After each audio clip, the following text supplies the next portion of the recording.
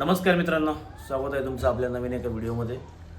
तर मित्रांनो, बघू शकता माझ्या डोक्याला लागलेलं आहे. आणि या 15 तारखेला रथ उत्सवाच्या दिवशी, मामलेदारच्या रथ उत्सवाच्या दिवशी ॲक्सिडेंट झाला माझा सटाण्याला सायंकाळी.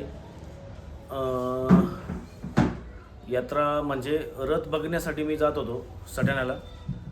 तर जाता जाताच माझा रस्त्यावरच सटाण्याजवळच म्हणजे सटाण्यामध्येच माझा ॲक्सिडेंट झाला. डिवायडरला गाडी थोडी टच झाली आणि माझी चुकी नसताना असा अनर्थ झाला आहे आणि मलाच कळलं नाही गाडी कशी ठोकली गेली. बरेच लोकांनी तिथं माझी गाडी बघितली. i20 होती मित्रांनो. तर ती i20 आता ते सटाण्याला लावलेली आहे. डोक्याला इथं लागलेलं आहे, बाकी काहीच नाही, कुठंच लागलेलं नाही. म्हणजे डोक्याला इथं 4-5 टाके पडले. कारण जेव्हा गाडी डिवायडरला ठोकली त्यानंतर टेरिंग मला लागली आणि जे काच, समोरचा काच फुटला, त्याचेच काच थोडेसे इथे कपाळावर उडले, तेच लागलेले आहे बस.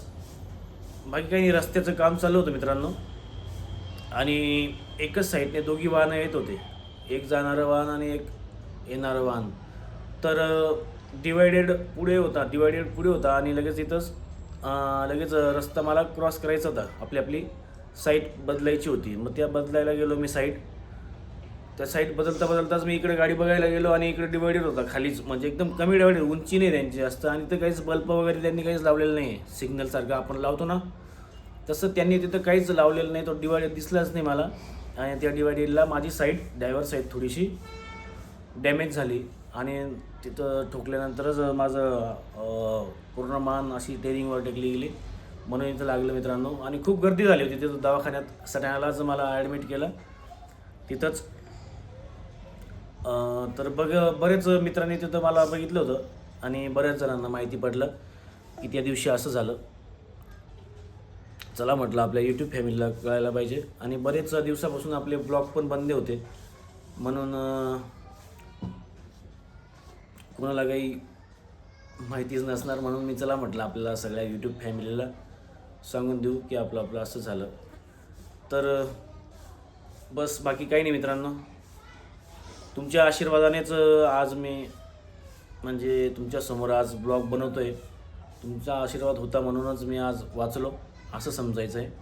तर यापुढे बी असंच तुम्ही मला, माझ्या पाठीमागे तुमचा आशीर्वाद असू द्या. आणि बस यापुढे पण तुम्हाला आता कंटिन्यू ब्लॉग येतील मित्रांनो. कारण की ब्लॉग बंद केल्याने बरेच म्हणजे बरेच आपलं म्हणजे जे सोशल मीडियावर मी कनेक्ट होतो त्यापासून लांब येऊन लागलो. मला असं वाटतं, स्वतःला वाटत होतं की म्हटलं चला कंटिन्यू करायला पाहिजे. आणि मेहनत पण खूप असते मित्रांनो, खूप हे करावं लागतं. ठीक आहे, करतो आता, कंटिन्यू करतो. फक्त सपोर्ट असू द्या तुमच्या भावाला, बस एवढंच सांगायचं होतं मित्रांनो. बस बाकी वगैरे व्यवस्थित आहे माझी तब्येत वगैरे. ठीक आहे, भेटूया मग पुढच्या व्हिडिओमध्ये. काळजी घ्या तुम्ही पण, मी पण माझी काळजी घेतो. बस, थँक्यू, धन्यवाद, बाय बाय.